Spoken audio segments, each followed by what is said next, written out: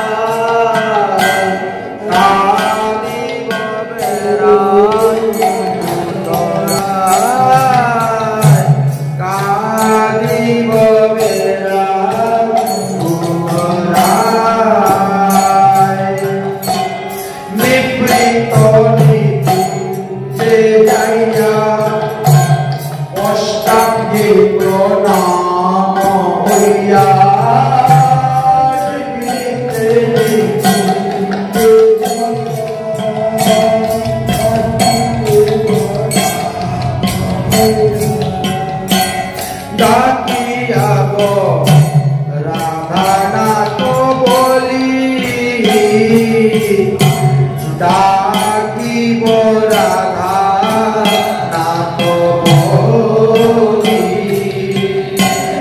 ডাকিব রাধা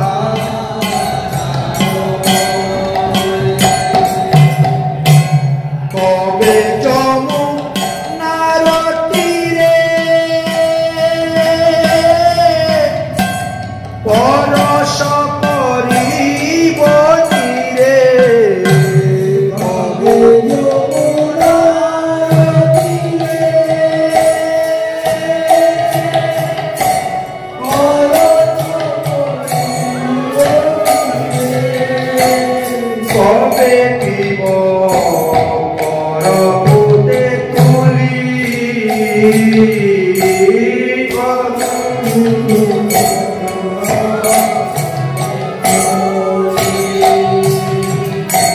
আর কবে এমন হবে রাসমণ্ডলে যাব, আর কবে এমন হবে রাসমণ্ডলে যাব, কবে গড়া গরি দেবতা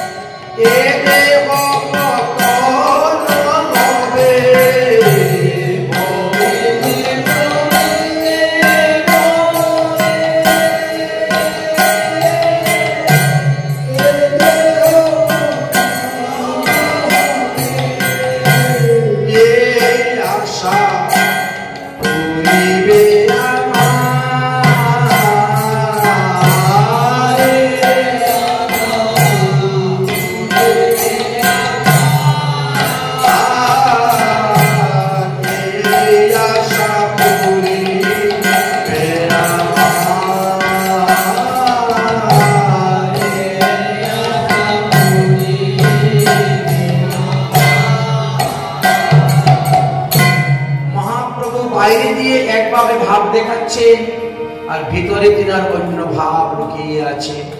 কবে সংসার ত্যাগ করে তিনি যাবেন বৃন্দাবন, আর বাইরে দিয়ে দেখাচ্ছেন খুব বিষয়ীর মতন তিনি সংসার ভোগ করতেছেন। মায়ের খবর নিচ্ছেন, মায়ের যত্ন নিচ্ছেন, স্ত্রীর খবর নিচ্ছেন, স্ত্রীর যত্ন নিচ্ছেন, স্ত্রীর জন্য ভালো ভালো কাপড় নিয়ে আসতেছেন।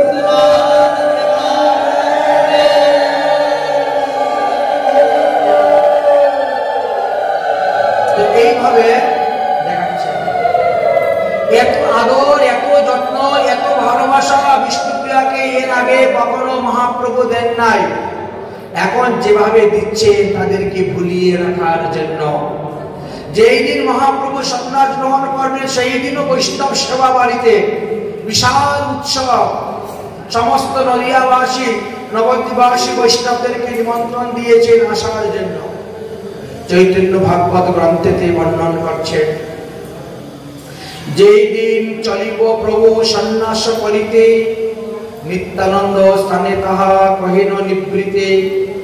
এই যে সংক্রান্তি উত্তরায়ণ দিবস, তাহলে মহাপ্রভু উত্তরায়ণ সংক্রান্তিতে সন্ন্যাস গ্রহণ করেছিলেন।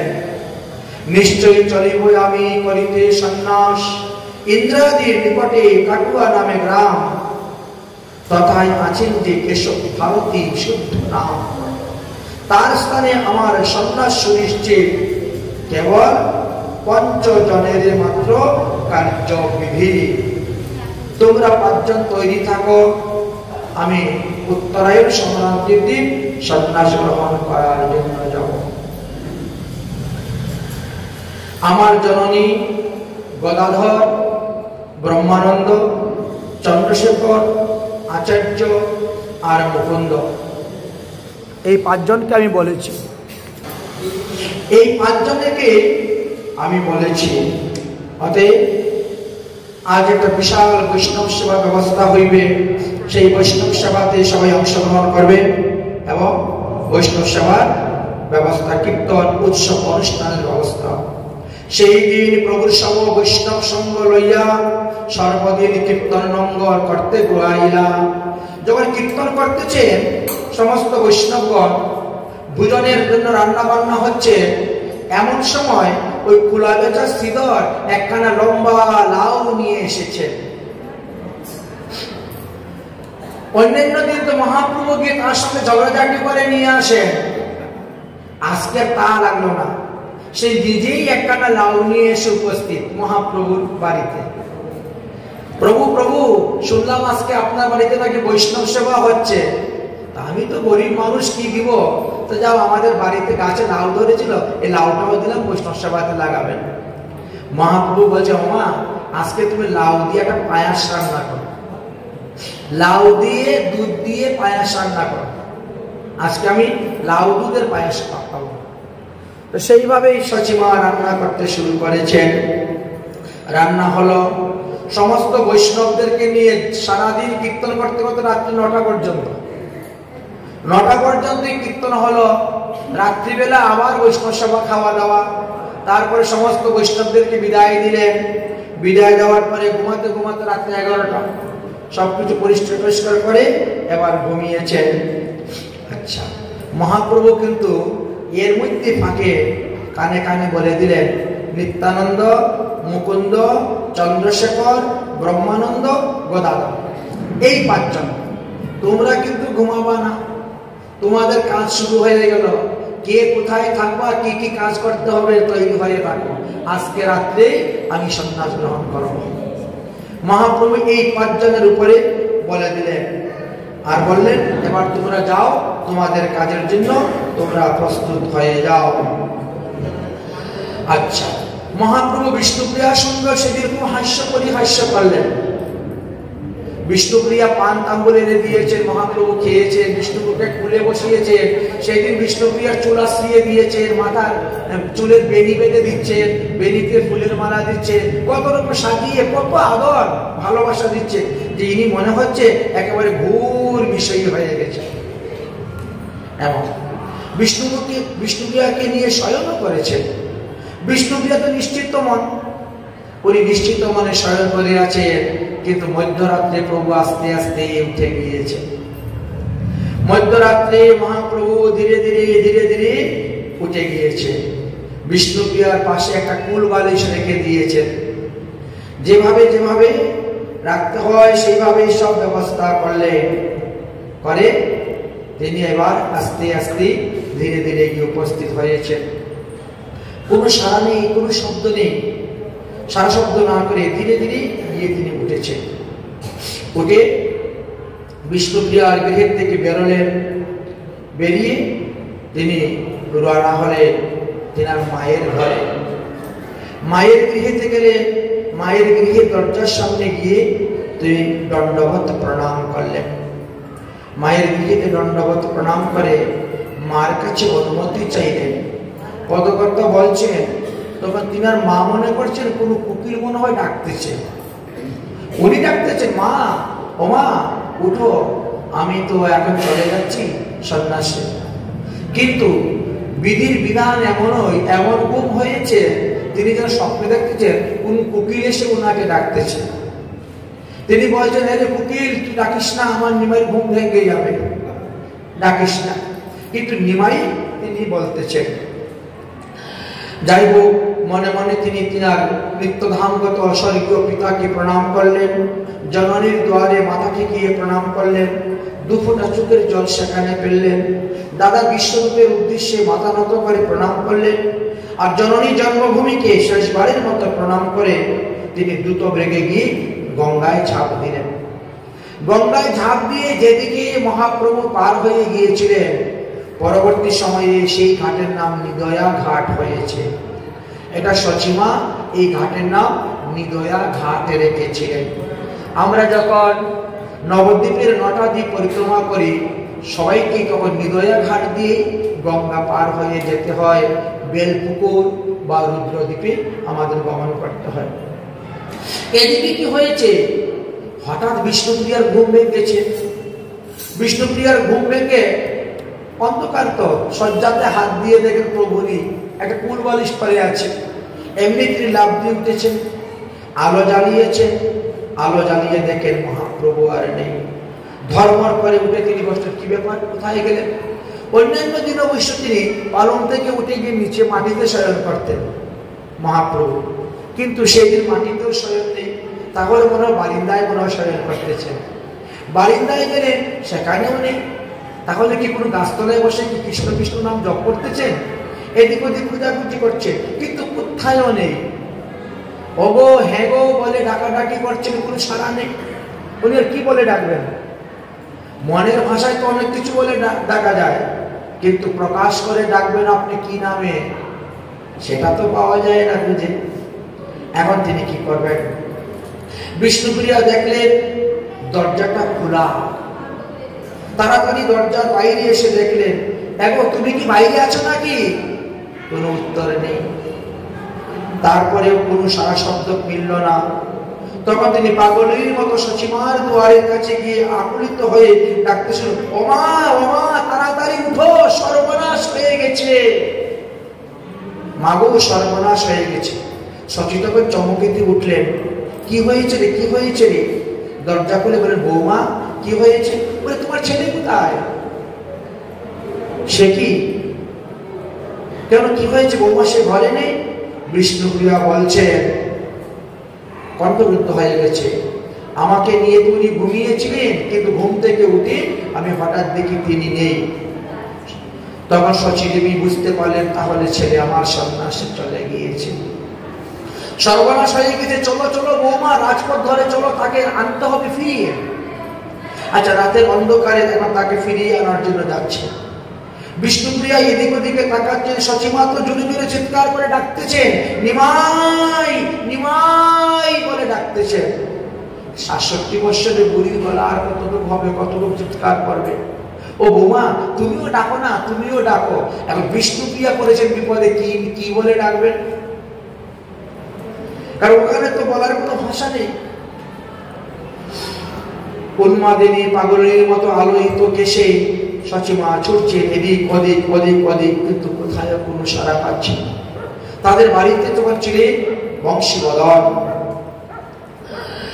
আর ঈশান ঠাকুর। সেই ঈশান ঠাকুর তখন আসলে, এসে অনেক বুঝি সুজি নিয়ে গেলেন। বলে, এখন এই মধ্যরাত্রে রাস্তাঘাটে কোনো লোকজন নেই, কাকে জিজ্ঞেস করা যাবে? সকালবেলা জিজ্ঞেস করা যাবে, অতএব চলো। কিন্তু মহাপ্রভু তো এর মধ্যে তিনি কণ্টক নগরের দিকে যাত্রা করে চলে গেছে। সেখানে সন্ন্যাসের সমস্ত ব্যবস্থা হয়ে গেছে। কণ্টক নগরে যাইয়া মস্তক মন্ডিলা আর কেশব ভারতীর নিকটে সন্ন্যাস গ্রহণ করিলা। তিনি মহাপ্রভু সেখানে সন্ন্যাস গ্রহণ করছে। তিনি বলছেন, আমায় দুর্গ পিন্দাও ভারতী গোসাই, আমায় কবিতাও ভারতীর গোসাই, আমায় কবিতাও ভারতীর গোসাই।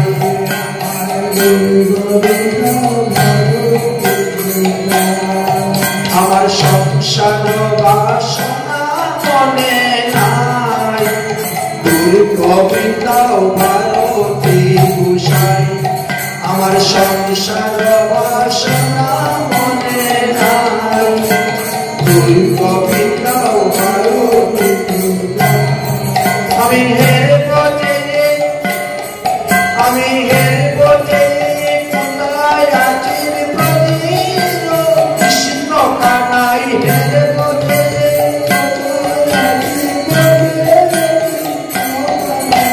হেরে পথে কোথায় আছেন প্রদীপ রাধা কৃষ্ণ রায়। হেরে পথে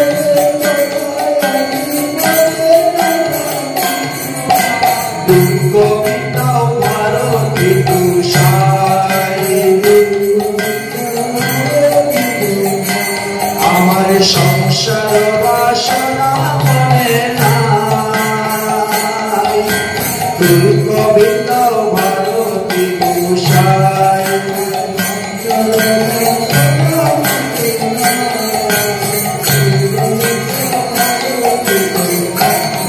আমার মনে ছিল আশ আমি যাব প্রবাস, আমার মনে ছিল আমি করিব সন্ন্যাস, আমার মনে ছিল আশ আমি করিব সন্ন্যাস।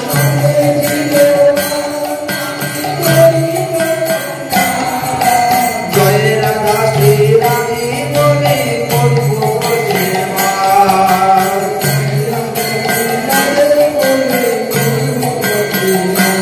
আর জয় রাধা শ্রী রাধে বলে করব ব্রজবার।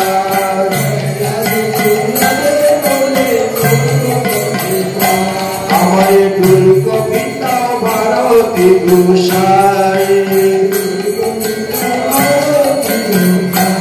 আমার সংসার বাসনা মনে নাই, কবিতাও ভারতীর গোসাই।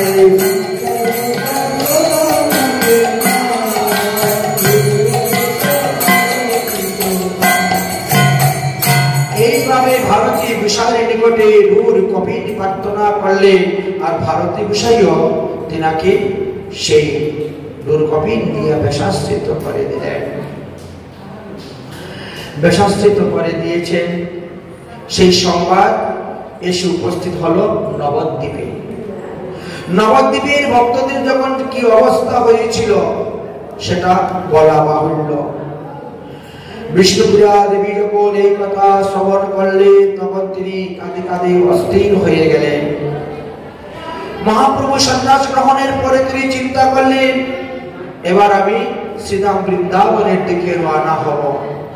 তাই তিনার যে 5 জন সাহায্য সহযোগিতা করেছিলেন, মুরারি, মুকুন্দ দত্ত আদি, এদেরকে বললেন তোমরা সবাই নবদ্বীপে চলে যাও, আর নবদ্বীপে গিয়ে তোমরা সবাইকে আমার সন্ন্যাসের কথা জানিয়ে দিও। আমি এখন বৃন্দাবনে যাব, কিছুদিন বৃন্দাবন বাস করার পর একবার আমি আসব জননীর জন্মভূমি দেখার জন্য। এই কথা বলে মহাপ্রভু বৃন্দাবনের জন্য রওনা হয়েছে। নিত্যানন্দ প্রভু বড় চতুর। নিত্যানন্দ প্রভু আগেই আর পথে দৌড়ে গিয়েছে। দৌড়ে গিয়ে দেখেন একদল রাখালরা তারা গোচারণ করতেছে। বললেন যে দেখো একজন নবীন সন্ন্যাসী বাবা বিষ্ণু বলে পাগলের মতো ছুটে আসতেছে, উনি বৃন্দাবনে যাবেন। উনি তো রাস্তা জানে না। যদি তোমাদেরকে জিজ্ঞাসা করে বৃন্দাবন যাওয়ার রাস্তা কোন দিকে, তোমরা কিন্তু ওই দিকে দেখিয়ে দিবে। মানে ওটা রার দেশে যাওয়ার রাস্তা, রার দেশ। তোমরা কিন্তু বলবে ওই দিকে বৃন্দাবন। আর এই যে গঙ্গা বলবো এই যমুনা নদী, এটা যমুনা বলবে যমুনা নদী, আর এই রাস্তা ধরে আপনি চলে যান বৃন্দাবনে পৌঁছে যাবেন। ভাই তোরা কিন্তু আমার এই উপকারটা করবি, বুঝলেন? দেখো কোনো কোনো জায়গা আছে মিথ্যা কথা বললেও পুণ্য হয়। আর কিছু কিছু জায়গা আছে সত্য কথা বললে পাপ হবে। শাস্ত্রে বলছেন গু ব্রাহ্মণ বৈষ্ণব এদের রক্ষার্থে যদি কেউ মিথ্যা কথা বলে সেখানে পাপ হয় না। আবার কারো প্রাণহানি হয়ে যাচ্ছে সেখানে যদি মিথ্যা কথা বলেন পাপ হবে না। আর আপনি সত্য কথা বলতে গিয়ে কারো প্রাণ চলে যায় তাহলে আপনার পাপ লেগে যাবে, এমনও হয়। তো কার্যকারণ ক্ষেত্রে এরকম হয়ে থাকে, দেখা যায়। আচ্ছা, মহাপ্রভু তো পাগলের মতো ছুটছেন, নিত্যানন্দ প্রভু তো আগের থেকে ব্যবস্থা করে দিয়েছেন, এবার তিনি মহাপ্রভু ছুটছেন ভাবাবিষ্ট হইয়া। তিনি কীর্তন করতে করতে ছুটছেন, বৃন্দাবনের দিকে যাচ্ছেন, মনে করতেছেন ছুটছেন। এবার সামনে গিয়ে রাখাল পেয়েছেন, উঠে রাখাল বলে দিদি কোথায় বৃন্দাবন। ওরা তোমার আর দেশের রাস্তা দেখিয়ে দিয়েছে। এই তো এই যে দেখতে পাচ্ছ নদীটা যাচ্ছে না, এই নদীটি হলো যমুনা নদী। আর এই যমুনা নদী ধরে ধরে আপনি গেলে তো বৃন্দাবনে পৌঁছে যাবেন, এই রাস্তা ধরে চলে যাবেন। মহাপ্রভু ছুটছেন, আহা আজ আমি বৃন্দাবন যেতে পারবো। করঙ্গ কপিল লইয়া চিরা খাতা গায়ে দিয়া, করঙ্গ কপিল চিরা খাতা দিয়া গেলাম সকল বিষয়।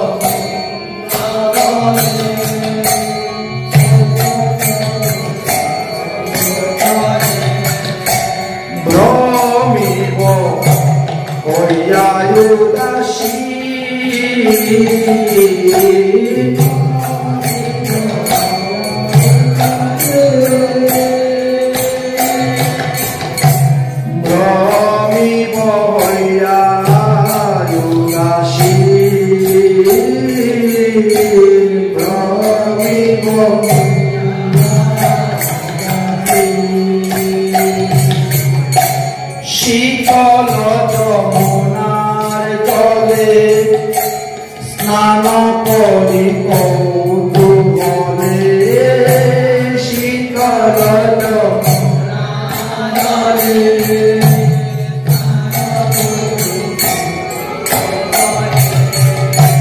প্রেমাবেশে গড়াগড়ি দিব,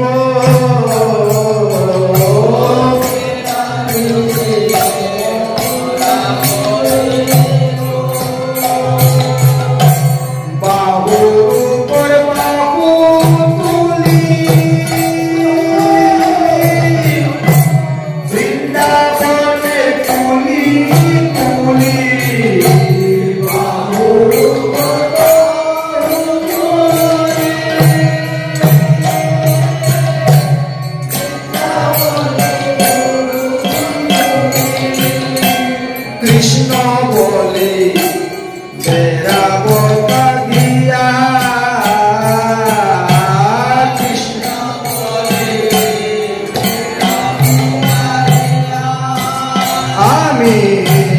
কৃষ্ণ বলিবে বকা দিয়া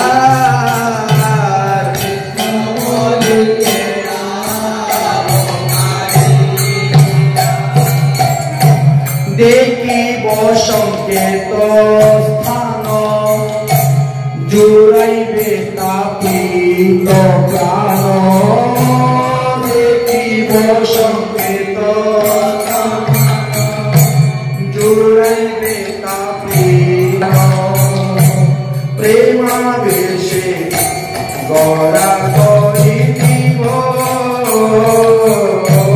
প্রেমাবেশে গড়া করি দিব প্রেমাবেশে গড়া করি দিব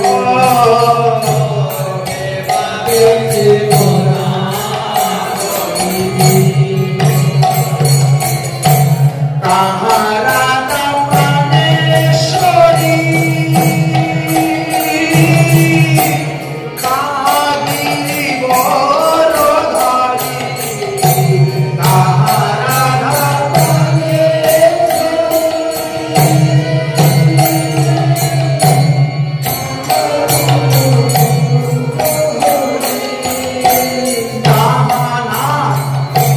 বলিয়া কাঁদিব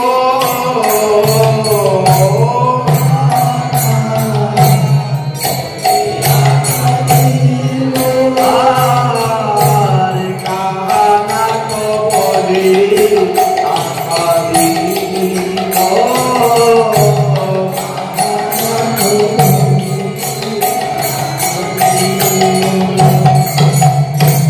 বাহুর উপর বাহু তুলি বৃন্দাবনের বলি বলি বাহুর উপর বাহু তুলি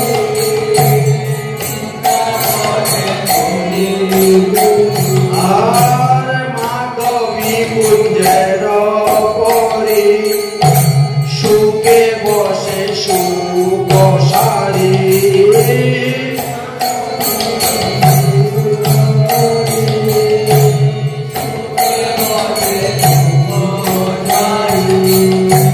গাইবে তো রাধা কৃষ্ণ নাম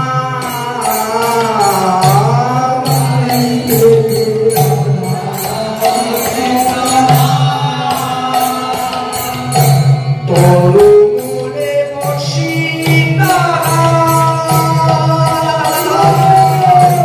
শুনি জোড়াই কহিয়া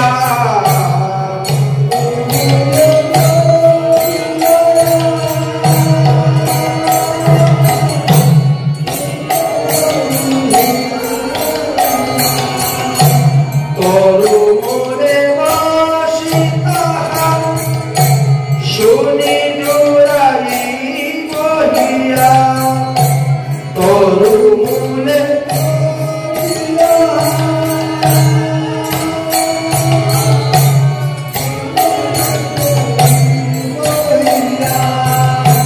কবে সুখে ঘুমাইব দিবস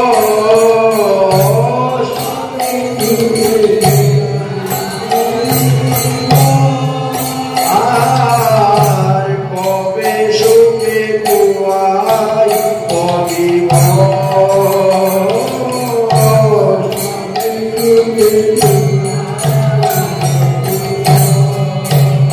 এইভাবে মহাপ্রভু ভাবিতে ভাবিষ্ট হইয়া তিনি ধীরে ধীরে পথ চলতে চলতে চলতে চলতে 3 দিন গত হয়ে গেল। শুধু বলে রাত বেশি ভ্রমণ করতেছেন। এই 3 দিনের মধ্যে নিত্যানন্দ প্রভু কি করলেন, তিনি কাটুয়া থেকে শান্তিপুর চলে গেলেন। আর শান্তিপুরে যে অদ্বৈত প্রভুকে বললেন তুমি একটা নৌকা নিয়ে যাও, তুমি একটি নৌকা নিয়ে যাও। মহাপ্রভু রাত দেশ ভ্রমণ করতে করতে যখন আসবে তখন নৌকা করে নিয়ে শান্তিপুরে নিয়ে চলে আসিও। আচ্ছা ঠিক আছে। এদিকে মহাপ্রভু রাত দেশে ভ্রমণ করতে করতে হঠাৎ দেখেন নিত্যানন্দ, আরে নিতাই তুমি এখানে? বলে আমি তো বৃন্দাবন যাওয়ার জন্য রওনা দিয়েছি। তুমি বৃন্দাবন যাবো? হ্যাঁ, আমি তো বৃন্দাবনের রাস্তা জানি, আমি তো বৃন্দাবনে ছিলাম বহুদিন, সমস্ত তীর্থ ভ্রমণ করেছি, বৃন্দাবনের রাস্তা তো আমি জানি। বলে তাহলে চলো।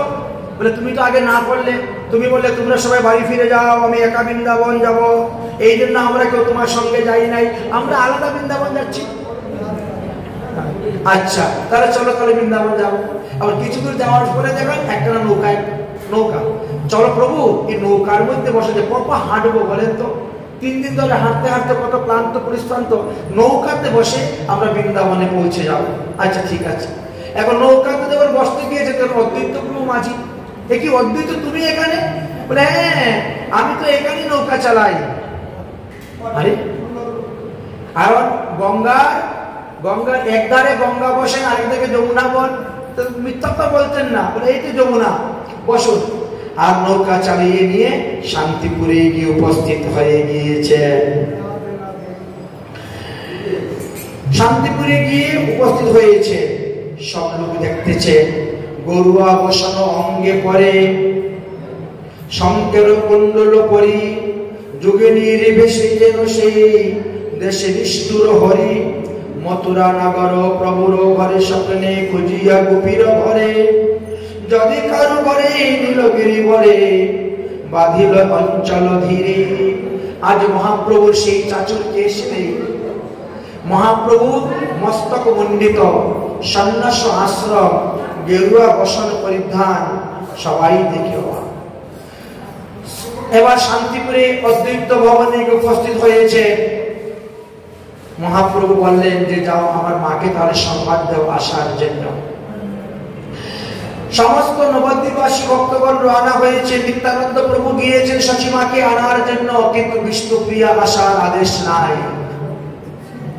বলেন সবাই আসতে পারবে কিন্তু বিষ্ণুপ্রিয়া আসতে পারবে না, কারণ সন্ন্যাসীর স্ত্রী মুখ দর্শন করা নিষিদ্ধ। যিনি সন্ন্যাস গ্রহণ করবে সে কখনো তার স্ত্রীর মুখ দর্শন করিবে না। তাই সবাই আসুক, কিন্তু বিষ্ণুপ্রিয়া আসতে পারবে না। কিন্তু এটা তো বিষ্ণুপ্রিয়া জানেন না। যখন নিত্যানন্দ প্রভু গিয়েছেন সচিমাকে আনয়ন করার জন্য, সচিমা বলছে বিষ্ণুপ্রিয়া তুইও চল আমার সঙ্গে। বিষ্ণুপ্রিয়া তৈরি হয়েছে, যখন যাবেন পালকিতে বসবেন, তখন নিত্যানন্দ প্রভু বলে মহাপ্রভুর আদেশ নাই, তুমি যেতে পারবে না। আহা, আমার লাগিয়া প্রভু করিল সন্ন্যাস, ফিরিয়া যদিব আইল অদ্বৈতের বাস। কোন অপরাধে কইনু মুই অভাগিনী, দেখিতে না পাইমু শ্রীধর পাগলিনী। আচ্ছা, আমার কারণে যদি মহাপ্রভু সন্ন্যাস হয়ে থাকে, আর তিনি সন্ন্যাস গ্রহণের 3 দিন পরে যদি অদ্বৈত ভ্রমণে শান্তিপুরে আসে, তাহলে আমি দেখতে পাবো না কেন? আমি কি অপরাধ করেছি? আমি কি অপরাধ করেছি? সন্ন্যাসের দরকার ছিল না। আমি যদি অপরাধ হতাম, বাপের বাড়ি চলে যেতাম, বাপের বাড়ি কি থাকতাম। তুমি তোমার দেশে থাকো, ঘরে থাকো। প্রভুর রমণী যদি না করিত বিধি, তথাপি পাইতাম দেখা প্রভু গুণনিধি। হায় বিধাতা, কেন তুমি আমাকে প্রভুর স্ত্রী রূপে পাঠাইলে পৃথিবীতে? আজ যদি আমি প্রভুর স্ত্রী না হইতাম, তো অন্যান্য 10 জন মহিলা যেভাবে মহাপ্রভুকে দর্শন করতে পারতেছে, আমিও তাকে সেইভাবে দর্শন করতে পারতাম, প্রণাম করতে পারতাম, তার চরণ ধরি আমি নিতে পারতাম। তাই নিজের ভাগ্যকে নিজে তিনি ঠকরাচ্ছেন। তার সঙ্গে সচি দেবী মাটিতে বসে গেলেন, বড় দুঃখ পাচ্ছেন। আরে নিতাই, নিতাই তুই ফিরে যা। বৌমা যখন যাবে না, তাহলে আমিও যাবো না নিমাইকে দেখার জন্য। অভাগিনী বৌমাকে না যেতে দিলে আমি যাই কেমন করে? বিষ্ণুপ্রিয়া তখন সচিমাকে বলছে, বৌমা তুমি যাও, তুমি না গেলে তোমার ছেলে ব্যথা পাবে, তোমার ছেলে দুঃখ পাবে। আমরা চাই না তিনাকে দুঃখ দিতে, তিনার সঙ্গেই আমাদের সুখ। এটাই হলো ধর্ম। তাই নারীর ধর্ম হলো স্বামীকে সর্বদা সন্তুষ্ট রাখা, খুশি রাখা, প্রসন্ন রাখা। স্বামীর সন্ন্যাস ধর্ম যাতে রক্ষা হয়, সেটাই আমি চেষ্টা করব পালন করার জন্য। স্বামীর সুখে আমার সুখ, অতএব আমি যাইব না, আপনারা যান। ত্যাগী সন্ন্যাসী স্ত্রী কোন ভাবে জীবনযাপন করবে সেটা তো আমি জানি না। তুমি যখন যাচ্ছ মা, তুমি একবার জিজ্ঞাসা করে দিও তো, আমি আমার বাকি জীবনটা কিভাবে কাটাবো, কোন বিধি বিধান নিয়ম আছে সেই নিয়মের কথা আমাকে বলিও, আমি সেইভাবেই পালন করিব। কারণ এইগুলা তুমি জানি না, এইভাবে আমাকে বলতে হবে। এদিকে মহাপ্রভু রওনা হয়ে গেলেন, এই সসীমা রওনা হয়ে গেলেন এবং গিয়ে উপস্থিত হলেন অদ্বৈত ভবনে। মহাপ্রভু সসীমাকে দণ্ডবত প্রণাম করলেন। আর শাস্ত্রে আছে সন্ন্যাস গ্রহণের পরে একমাত্র মাকে প্রণাম করা যাবে, কিন্তু পিতাকে প্রণাম করা যাবে না। সন্ন্যাসীর পুত্র যদি সন্ন্যাস করে গ্রহণ, পিতা সেই পুত্রকে করিবে প্রণাম। পুত্র সন্ন্যাস গ্রহণ করলে সে যদি বাড়িতে আসে তাহলে পিতা পুত্রকে প্রণাম করবে, পুত্র পিতাকে প্রণাম করতে পারবে না, কিন্তু পুত্র মাতাকে প্রণাম করতে পারবে, এই বিধান আছে। এই জন্য মহাপ্রভু তিনার মাকে তিনি প্রণাম করলেন। তিনার মা তো মস্তক মুন্ডন দেখে তিনি হাহাকার করে কাঁদতে শুরু করলেন। তারপরে নিমাইকে কোলে তুলে নিলেন। এখন নিমাইয়ের নাম হয়ে গেল শ্রীকৃষ্ণ চৈতন্য মহাপ্রভু। এখন আর এই দশাত্মবা দ্বিতীয় পরনে নাই, আর কাছা দেওয়া পরনে নাই, এখন দূর কপিন বহির্বাস। আমরা যে মহাপ্রভু সেবা করি, ইনি হলেন গৃহস্থ মহাপ্রভুর সেবা করি। আমরা সন্ন্যাস মহাপ্রভুর সেবা কেউ করি না। আর গৃহস্থ মহাপ্রভু সেবা করা সত্ত্বেও সঙ্গে আবার বিষ্ণুপ্রিয়ার সেবাও আমরা করি না। কেন করি না? কারণ বিষ্ণুপ্রিয়া রাধারানী নন, বিষ্ণুপ্রিয়া হলেন সত্যভামা। এই কারণে গৌর বিষ্ণুপ্রিয়ার সেবা খুব কম লোকেই করে। একমাত্র গৌর বিষ্ণুপ্রিয়া সম্প্রদায় থেকে যারা দীক্ষা গ্রহণ নিয়েছে তারাই গৌর বিষ্ণুপ্রিয়ার সেবা করে থাকে। এতদ্ভিন্ন অন্যান্য বৈষ্ণবরা কেউ গৌর বিষ্ণুপ্রিয়ার সেবা করেন না। তারা শুধু মহাপ্রভু সেবা করেন। আর গৃহস্থ আশ্রম মহাপ্রভু সেবা করেন। সন্ন্যাস আশ্রম মস্তক মণ্ডিত দূর কপিনধারী সেই মহাপ্রভুর সেবা করেন না। এই কারণেই গৌরীয় বৈষ্ণবগণ তারা কি করেন?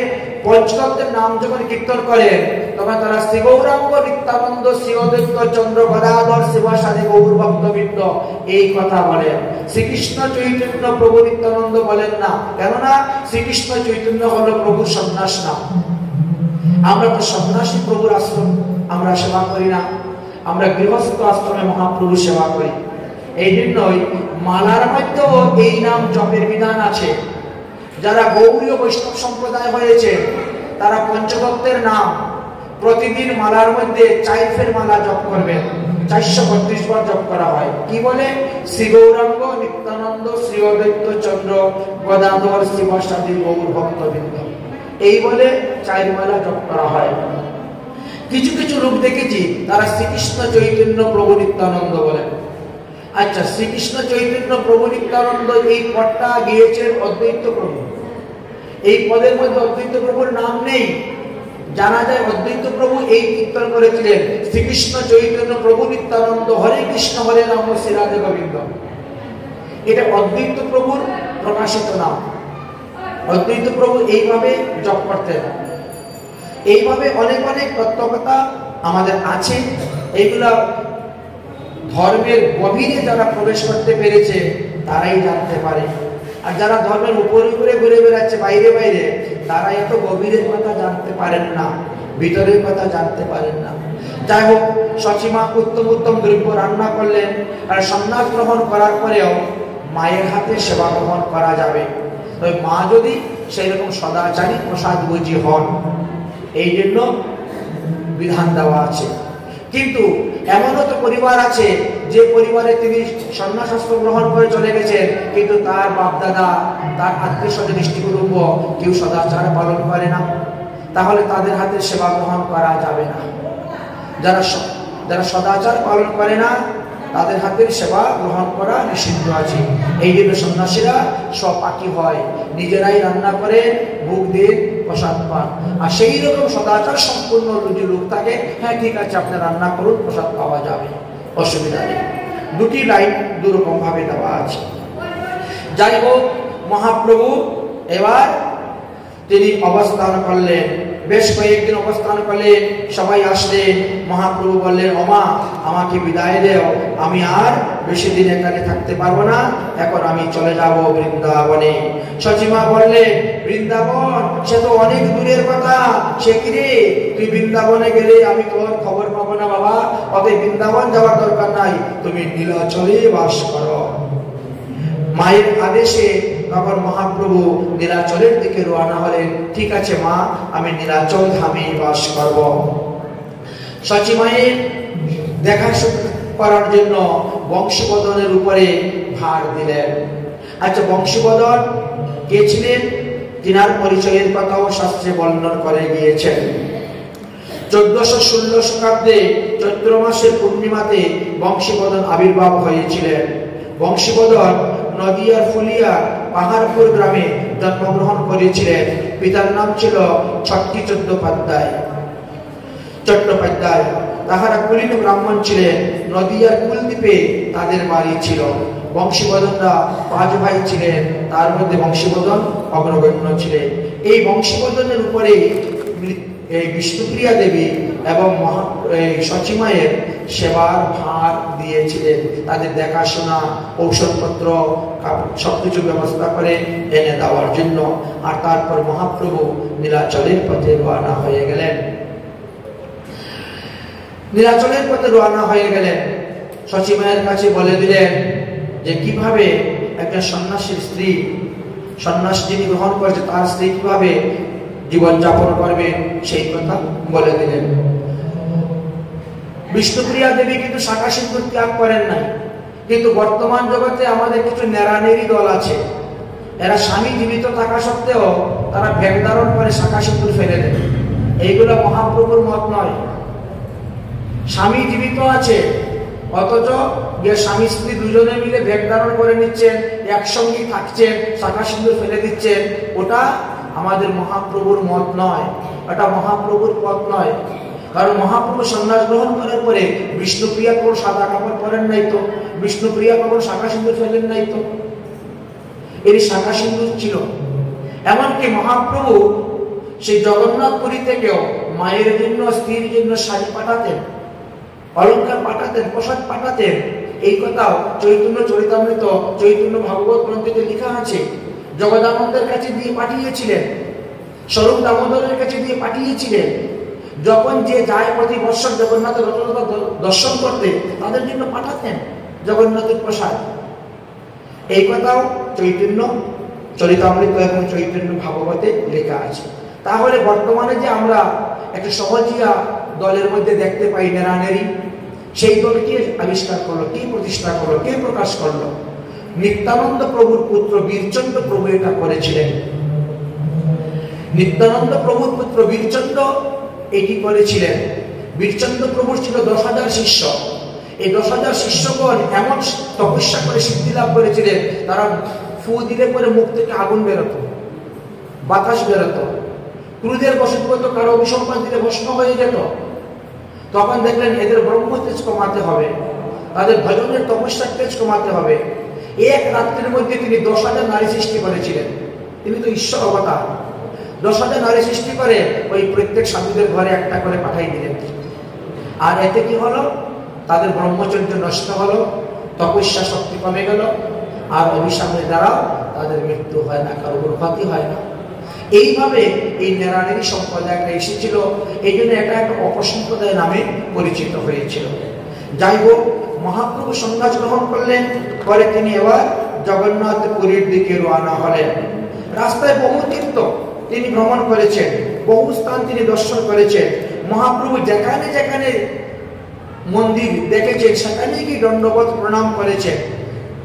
জগন্নাথপুরীতে যেতে গেলে নবদ্বীপ হইতে প্রায় 550 কিলোমিটারের মতো পড়ে যায় রাস্তা। এই 5.5 কিলোমিটার রাস্তা চলতে কমসে কম 20 দিন সময় লেগেছে। 20 থেকে 25 দিন সময় লাগে। আর এই 20-25 দিন যখন মহাপ্রভু হেঁটে যাচ্ছেন, রাস্তার পাশে এদিক ওদিকে যত মন্দির দেখতেছেন সব মন্দিরে তিনি দণ্ডবোধ প্রণাম করছেন আর দণ্ডবোধ প্রণাম করে যাচ্ছেন। হেনপথে মহাপ্রভু কীর্তন রসে প্রবেশ করিয়া আসিয়া উৎপল দেশে। এবার উৎপল উৎকল দেশ বলা হয় জগন্নাথপুরীকে। জগন্নাথপুরীকে উড়িষ্যা বলা হয় বা উৎকল দেশ বলা হয়। মহাপ্রভু সেই জগন্নাথপুরী উৎকলে গিয়ে তিনি প্রবেশ করেছেন। প্রবেশ করিয়া তিনি যুধিষ্ঠির ব্রাহ্মণ, মহেশ পণ্ডিত বিভিন্ন স্থান দর্শন করে তিনি শিব মন্দির যেখানে যেখানে দেখতেন সেই শিব মন্দিরেও মহাপ্রভু গিয়েছেন। জানা যায় যে ভুবনেশ্বর শিব মন্দিরে মহাপ্রভু গিয়ে নৃত্য করেছিলেন।